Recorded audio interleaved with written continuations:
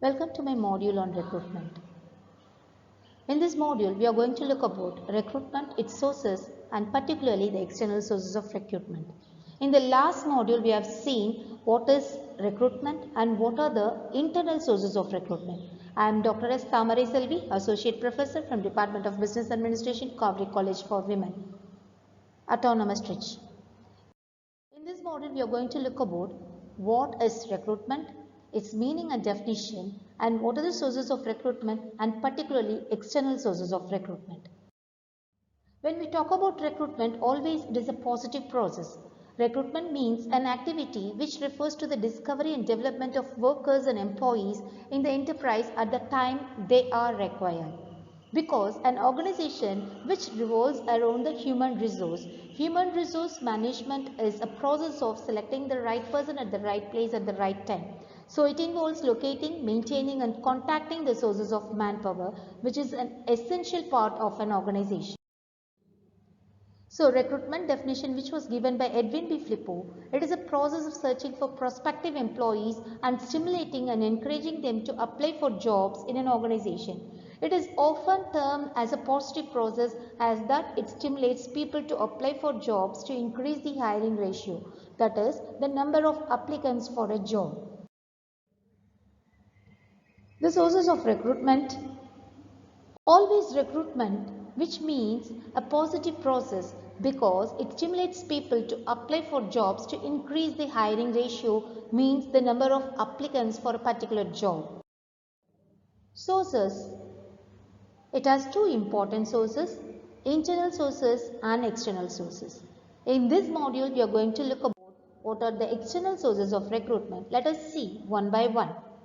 The external sources of recruitment, where we look upon the employees other than the organization, they are called the external sources. The first one is through advertisement, second one employment exchange, the third one educational institution, next existing employees, the next factory gate, casual callers, central application file, labor union and labor contractors. These are the external sources. Through this, we can hire the employees other than the organization. So they are called the external sources of recruitment. Now let us see one by one. Advertisement. In this method of recruitment, frequently used for skilled workers, clerical and higher staff. Advertisements can be given in newspapers and professional journals. If a company wants to conceal its name, a blind advertisement may be given asking the applicants to apply to post bag or box number or to some advertising agency. So advertisement is the best method and it stands top of the external sources of recruitment. The next one is employment exchange. So, employment exchange in India are run by the government for unskilled, semi-skilled, skilled and clerical posts etc. It is often used as a source of recruitment in certain cases which have been made obligatory for the business concerned to notify their vacancies to their exchange, employment exchange. The job seekers and job givers are brought together in contact by the employment exchange. The next important external sources are educational institutions. Direct recruitment from educational institutions for certain jobs which require technical and professional qualification has become a common practice. So, after the recruitment from the educational institution, the students will be given training based on their job position, so that through that also an organization can hire the employees. A close liaison between the company and educational institution helps in getting suitable candidates. The students are spotted during the courses of their studies. Junior level executives or management trainees may be recruited in this way. The next important source is existing employees, where the present employees know both the company and the candidate being recommended. Hence, companies encourage the existing employees to assist them in getting applications from them who are known to them. And certain rewards may also be given to them if candidates recommended by them are actually selected by the company. If recommendation leads to favoritism, it will impair the morale of the employees.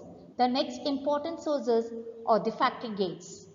Certain workers present themselves at the factory gate every day for employment. This method of recruitment is very popular in India for unskilled and semi-skilled laborers. The desirable candidates are selected by the first line supervisor. The major disadvantage of this system is that the person selected may not be suitable for that vacancy. The next important external sources are casual caller. Those personnel who casually come to the company for employment may also considered for the vacant post. It is most economical method of recruitment. In the advanced countries, this method of recruitment is very popular. The next important method is central application fees. A file of past applicants who were not selected earlier may be maintained. In order to keep the file alive, applications in the file must be checked at periodical intervals, which may be very supportive for external sources of recruitment. The next important type is labor unions, where the labor union plays a very important role in external sources of recruitment. In certain occupations like construction, hostels, maritime industries, the advantages for the management point of view because it saves expenses of recruitment. However, in other industries, unions may be asked to recommend candidates either as a goodwill gesture or as a courtesy towards the union. The next important method is the contractors, labor contractors. In this method, you can get the employee through the labor union. The next important type is former employees.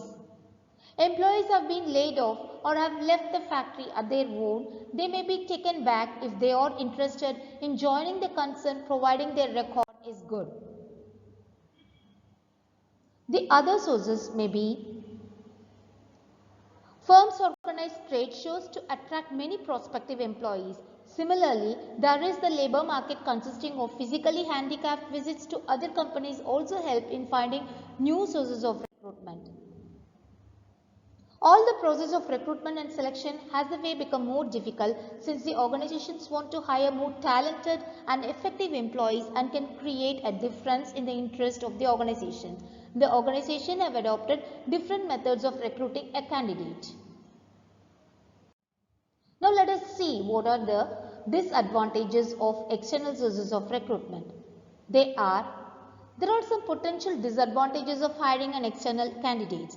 The first one is that it takes a longer time and cost which is involved is very much high compared to the internal sources of recruitment.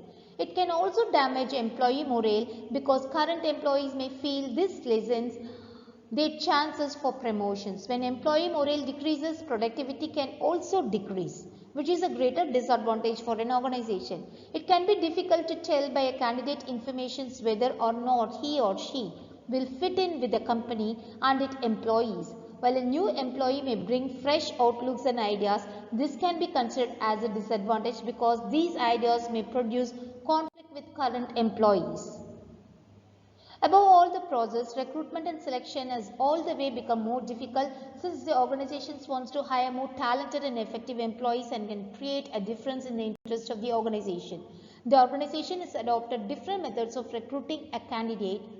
So in this model, we have seen what are the external sources of recruitment, their benefits and disadvantages. Thanks for watching this video on external sources of recruitment. Thank you.